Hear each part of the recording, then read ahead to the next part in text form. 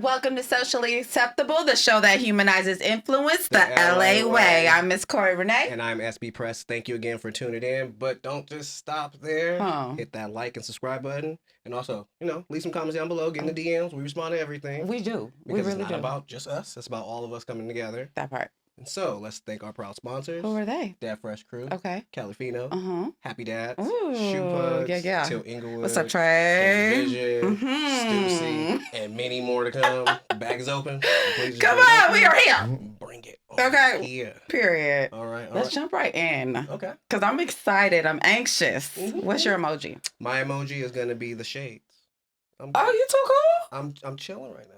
Oh. I'm becoming more calm and collected. Are you? Yes, it's a work in progress. Okay. But we're progressing over here. All right. And just being more, I guess, patient in the moment. Okay. Yeah. I love that for you. Cool in it. I really do. Thank you. Thank you. It takes a lot. It takes a lot. See, as soon as she says a little thing, it's gonna get me going. Y'all know. What you got first, Queen?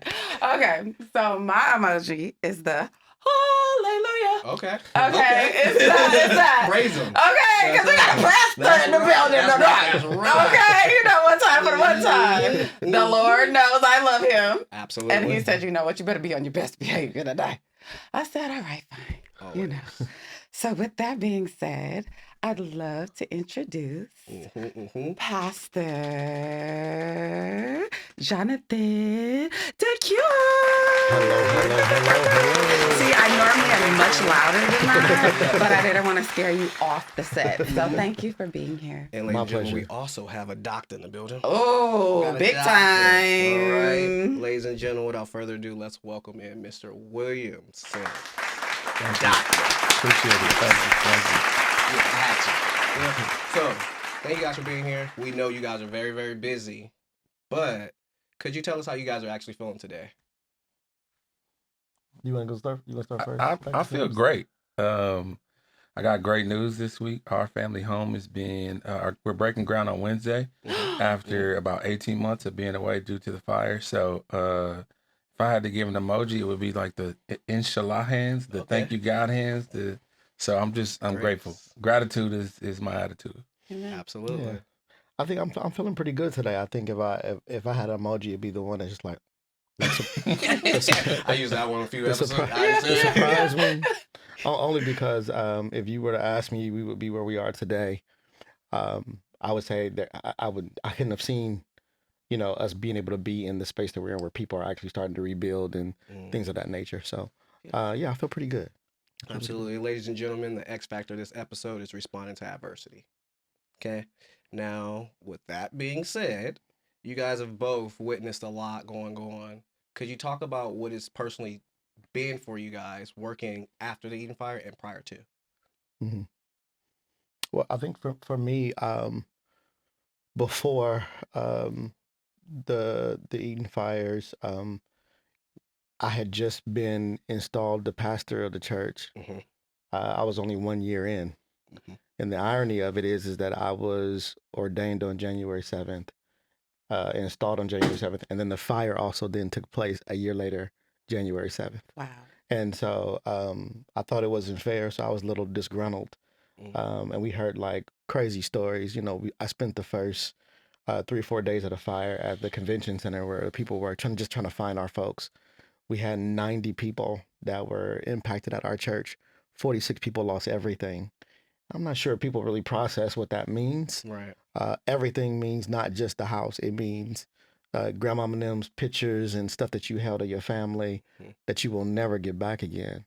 And so the devastation and level of trauma was absolutely crazy. So then to be where we are today, where we have Legacy Land Project and we have care managers caring for folks and people rebuilding their houses bigger than what they were before. The pendulum has shifted a bit, and I'm just happy about that.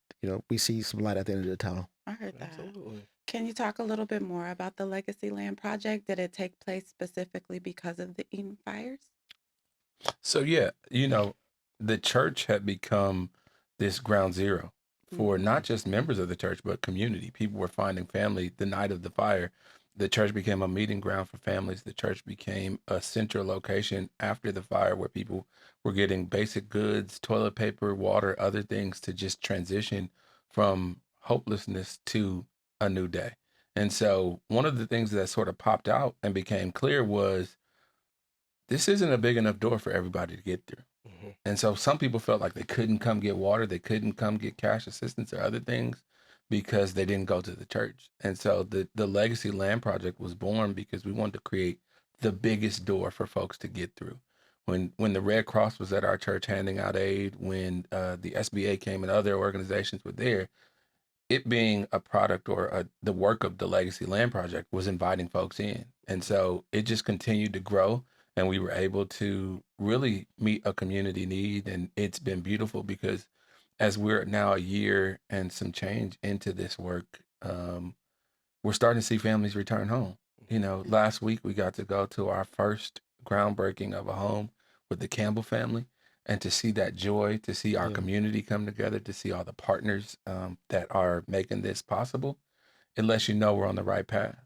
1000%. Mhm. Can you guys talk about how important it's been to help re-strengthen people's faith during these tough times? Yeah, I mean, the reality of it is that I tell people it's hard to know what you really process about God and hope when things is great. It's when things are not great. And let me tell you, I haven't seen anything like it. The week of the fire, we had two services. I reduced it down to one because I was thinking nobody would come to church. When I walked through the door, it was people all the way outside by the stairs, and people were like praising and running around a church whose houses burned down. It actually gave me more hope and more faith. And so I really feel like Altadena is a very special space, a very, very special place. And people people have been using resilience a lot. And I'm going to tell you, I mean, I haven't seen people come together like Altadena has come together during this disaster. Arguably one of the biggest ones in the last decade, and especially affecting Black folks. Mhm. And, you know, those things have been really, really it's amazing to watch people say, I'm staying, I'm not leaving, I'm not selling, I'm rebuilding. That's what I'm talking about. What do you find to be the biggest difficulty and challenge that Altadena and the families are facing at this very moment? One of the things that's really clear is that the relief period is not over. And so while some families are coming back, if you look at the UCLA study, it says about 30% of the families, right? 30% of 9,000 people are returning home or have permits in process. Well, there's a whole host of folks, about 6,000 families who need help. They're still in hotels. They're still staying in Airbnbs. And so I think while some of us can rejoice, this isn't over and we really need continued support. We need dollars, right, to come in. Many folks are just now transitioning to long-term temporary housing while rebuilding starts. And so the need to raise money to help people find housing is important.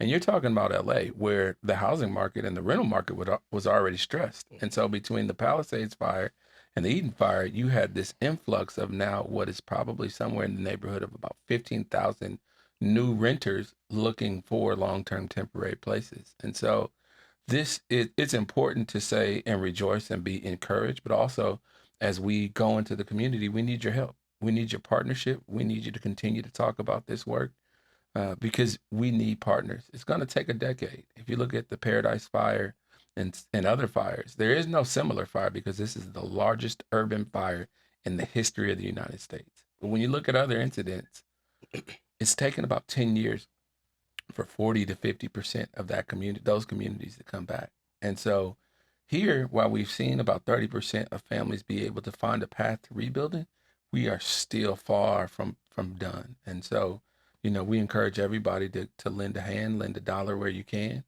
And we just appreciate being able to amplify stories on platforms like yours. Yeah. Sorry. No, we just get, we rejoice. We find joy. Definitely. Now, through all the turmoil and stuff, have you guys been able to witness uplift from the youth as well? Because I know this is a time that they don't understand, but something they can also learn from as well. So I would push back a little bit on the fact that they don't understand, right? I think, and I have a 9-year-old son, and we sat and talked on Saturday about it. And what he shared with me was he experienced this need to be flexible. And this has taught him the need to take an accounting of what he has. And the thing that encouraged me the most was that he said he felt like he needed to be grateful. And so for a 9-year-old to be able to process all these things, especially having lived through COVID already, and now just be in the third grade and processing sort of what is the destruction of the home that he knew. I think young people feel it. We work with high school students, we work with college students and middle school students, and they're very connected to this change that they've experienced. But I think they have provided the most clear guidance to us. We don't get to give up. We don't get to get lost in our despair. We don't get to cry out and give up. I think we all have to take our moments where our emotions overwhelm us and lean into that and give space for those feelings. But then when we're done, we got to go back to work. And so we've seen young people be resilient. We've seen young people show leadership in ways that has inspired our work. And so I think our sort of focus on not stopping has come from watching the young people at you talk about Victory Bible Church and Echo Night and seeing these young people go there and praise God and just push through. As an adult, if I can see an 11, 12, 13-year-old do that, I don't have a choice. I don't have an excuse. Yeah, I had a 7-year-old walk up to me and go with not with like sadness, but like, well, Pastor, my house and my school burned down, Oh my goodness. just like that. And then Just- I was gonna, I was going into a mode of it's gonna be okay. But before I got there, she said, "But Jesus got it," Come on. and I was like, if she can say that at 7, surely I can muster up some faith. I think like it's so interesting because our latest episode with Yes Your Tea, she basically said the same thing of Power 106. She was saying that we don't listen to our children enough because they're actually the geniuses of the Yeah. land because we've already experienced a lot of what they haven't. So their Mhm. purity is exactly what we need to kind of like continue to coexist and fight the fight, right? Yeah. So I love that. I absolutely love that. Do you guys think that in children and being able to kind of bounce off of their energy, that's a guide for you being a shield as well as a guide for the community as a whole? Or what can you guys attest to that? I think our responsibility is to be protectors of the village. You graduate as you go into adulthood, specifically as a Black man.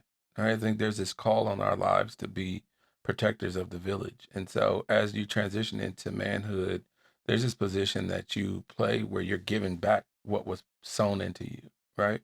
And so this moment in time has called us because we see Black women in our community stand up and lift so much. I think this felt like a moment that we needed to stand at times in the front, but also understand when we needed to trade positions and stand on the side or be behind Black women to also support. But the position of protector is salient to us. And I think that has guided us in this work. At least I'll say for myself, it's guided me in this work to show up, to speak up and to amplify the voices of other folks. So not only is it the young people, but I think there's just this call to be a convener in the community, a protector in the community.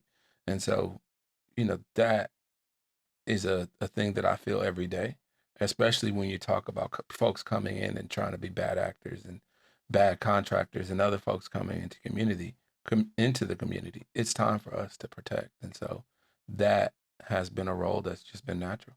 Yeah. I think for me, one of the things that's been biggest concern in reference to children is that affects the church and other organizations in our community is that whenever you have a disaster like this, then there is a forced exodus in the community. And so when you have a forced exodus, the public school system then is takes the hit because they are funded by the kids who attend, but now the kids now are coming from Palmdale and San Bernardino outside of the space, and so they end up going to other schools, which then takes money away from our schools. So I've been processing, and The government has done some things to put a freeze and to try to help the situation. But I'm very concerned too, because when the schools burn down, now you have 2 or 3 schools in one school. Mm. So now it's crowded in there and processing. So like what does it mean for us to not just care about what's happening in the church, but what's happening outside of the church, because everything happening outside of the church also affects the inside. So in terms of being a protector and going, okay, we have to expand our thinking beyond the 4 walls of the church, because our families run the risk of being disenfranchised, right? Because of the separation. We got to get people to move back. We got to do all we can to do that. We got to protect the legacy there. The only way is we got to find a way to get people to come back. It's like that. Period. Keeping it real thus far. Okay. But we at the point where I'm gonna need you to keep it POSB press. Let's go. Okay. So I'm gonna give you a choice between pleasure, passion, or pain. You pick one of the 3. We have something up here for you guys to talk about.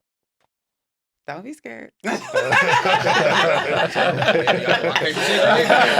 over there looking like. Which one? Like, It happens to man. everybody. It happens. I'm gonna choose first. Passion. Passion. Let's do it then.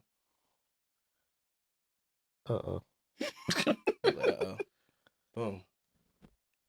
Let's talk about the rich history of Altadena and the passion that you guys have for it, but also displaying the individuals that also come from the land. Yeah.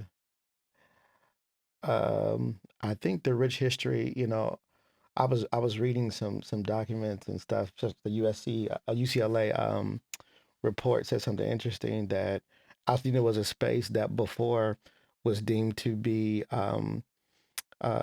it was an area where people didn't see that it was fit for living, so they brought the prices way down, and that's how Black folks were able to buy at that time. They had no idea that the land and that Black folks would take it and bring it to a whole nother level.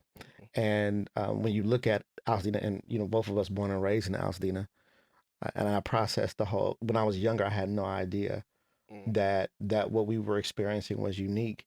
We all knew each other. We all went to school with each other. People in Altadena, if you know one person, you know at least everybody in that small space. And so I tell people this all the time. So it's not just that the house is burned down, but it is the blood and the dirt, right? Yes. This is great grandparents and grandfathers and mothers and fathers. They built this wealth for the next generation. And so, in terms of our passion about it is that what does it look like for us to make sure that is maintained for this next generation, who don't know how, where they're gonna get the money from. A lot of these people got houses that were passed to them where they stopped paying for insurance because they owned the house. The parents passed it on. It was like there was no insurance. So like, now what, right? And then if you process that, about 50 something percent of them are over the age of 60 something years old. Most of the people who owned homes were our seniors. They were passing it to grandchildren and to children who maybe didn't have the same thought process or background. So how do we now transfer not just the money, not just the sale of land, but how do we transfer that legacy into the mind frame of today's generation so we can maintain it? I think that's what we're passionate about. I'd say let's start with adjectives. Uh-oh. No, nothing crazy. I'm just saying, like, if you could think of any type of adjectives or terms that represent Altadena to be able to start to, plant those seeds, what would those terms and adjectives be? Doctor. I know, I was there too. I always think of we said resilient, we said, undefeatable. Like I've seen us navigate so much, and to describe a person from Altadena, we don't lose. We might get down. You might have had us in the first half, but we're going to come back. And so I think I just see us moving through all of these situations, whether it's COVID, whether it's fire, whether it's earthquakes. I think of the recessions. I've seen people face loss and in the face of it, find a new way. And I've seen that my entire life, and it's influenced the way that I live. So I think, these are people who don't give up. These are people who don't bow their head. and they just keep going. So undefeatable. Beautiful. Mm. Dang. I know, right? I'm It's just over so here caught up crazy. and stuff, you know. Well, I do have another question. Has there ever been a moment where the moment's been too big and overwhelming, and how did you persevere over that? For sure. Um, I think, I think people sometimes, if you look at it from a distance, I'm not sure if people process like the job of pastoring. Mm-hmm. So at 3 a.m. in the morning to get phone calls from people, several, like countless, when you have 90 people that Okay. lost everything, and to get that kind of phone call of the initial, like, Pastor, I'm in front of my house watching it burn. Um, that felt very overwhelming um, to deal with, and getting through that. And also, if they're calling me, they're not calling me for, they want me to console. Mm-hmm. So I have to then also like gather emotion to be able to give some type of hope, some type of something while they're watching it. Mm-hmm. You know, I remember that time being extremely overwhelming. Yeah, I mean, I think as a parent, as a father, I mean, as a partner, husband, all these things, you feel like in the midst of this fire, we lost so much, and I felt like I failed because I didn't have answers. I mean, you know, 3 days in, I'm in tears, and I said to my wife, I said, I think I messed up. I think I led us to this, and you don't know because it's the biggest. It's just a catastrophic event, and you don't know what to do, and so you're just trying to figure it out. And I saw people from the entirety of my life wrap their arms around us as a family, and I found myself literally in tears on the altar at church, Mm-hmm. just bawling because it was the first time that I was hearing it's okay, you're gonna be fine. It's okay, and you're gonna be fine. And this is probably a weekend, a week after this happened. This message that I'm hearing is it's okay, it's gonna be fine. And that was what helped me pull it together. I think community is a thing that will always be there for us. I think being like, as a man, you're not often consoled in that way either, Mm-hmm. Right. right? And so to be vulnerable in this very public space in my community that I grew up in, and be in tears and have and not have people judge me, but say like, it's all right, it's all right. Just let it out. Don't try to make it better. Don't try to perform through it. Don't try to Yeah. hold your jaw tight. Mm-hmm. Yeah. Release, right? And when you hear that, it sort of helps you gather yourself. It helps you find the resolve that you need to figure it out. And I think that moment, I vividly remember that moment because if there's a pastor at Victory named Daryl, and if you see Daryl, he resembles TD Jakes, but a giant version, a giant version of TD Jakes. And I remember him putting his arms on my shoulders and just saying, "You're gonna be all right. Mm. You'll be fine." Mm-hmm. And it felt true, and it hasn't not been true since. Everything that we've needed, everything that we've asked for, everything that we've prayed for, we have it. And so I think that is a tremendous testimony. And my children have been able to watch me navigate this. Mm-hmm. Right. And I think that's the valuable moment, is like my children have seen me at what I saw as a failure point, find a way through. Yeah. And that's powerful. Absolutely. 1,000%. Absolutely. Mm. Well, I'm caught over here. you caught up. Mhm. Is it? Okay, I think it's time to get caught up in the comments with Miss Corrie Renee. So we're going to pivot just a little bit. Okay. Just a little bit. Here we are. Boom. Boom. Shout out to my girl Roxley. Mhm. Okay, we love her. Mhm. And look, is that you? That is That is you? Doctor. Oh. There he is. Can you talk a little bit about this post? So this is a wonderful community organizer. Sharice Rhodes organized the MLK 40 Living the Dream. And so Roxy Woolley, who is our resource coordinator, and I were honored in this group. I think it is a testament just to the work that our team does. And if I'm ever recognized, it's because of the work of our team. And so, we have 25 care managers. We have amazing leads in Alicia Hazelton, and so many other folks who are doing this work in our community. It just means that people are seeing that we're there. We've provided over $2 million in relief. 47 cars were given away. And so there's just tremendous amount of work being done by the Legacy Land Project, the Victory team, and so many folks. And so they just happen to put my name on it. Okay. But it really is about what our team does, the vision of our pastor, our board of directors. So I'm just lucky enough to be able to accept the award on behalf of this amazing team. I love that. I see that Marquise Harris Dawson, LACD councilman. Yeah. Shout out. Louisiana, the 8th district. Giving hand claps. How does that make you feel? It's an honor. It's an honor when people see you, when people say thank you. It is a remembering, or it helps you remember why you do the work. And so grateful for our community and grateful for the trust to be able to lead. You know, you can't lead anything if people don't trust you. So the fact that people have had this confidence in my ability and my commitment to community, but it really is about our team. Like none of this happens without our team. You know, I mess with one of our team members, Corrie, who's here with us, about how bad she treats me, but also the great work of where I feel like it's Ivory. Is it? But no? okay. It's the great work. The great work. Oh, where's the camera? Can we pass to the left? But no, Corinne is an amazing person. Corinne Walker is an amazing person on our team, as well as Precious Lacey and so many other folks. You know, I want to name these people. Your camera's right there. You want to shout them out? Sure. I'm lifting up the amazing work of our team, Tyler, and all the folks that make up our team, because all of this is about them. I get a lot of recognition for it, but none of it is about me. It really is their work, and we're grateful to have each of you on our team.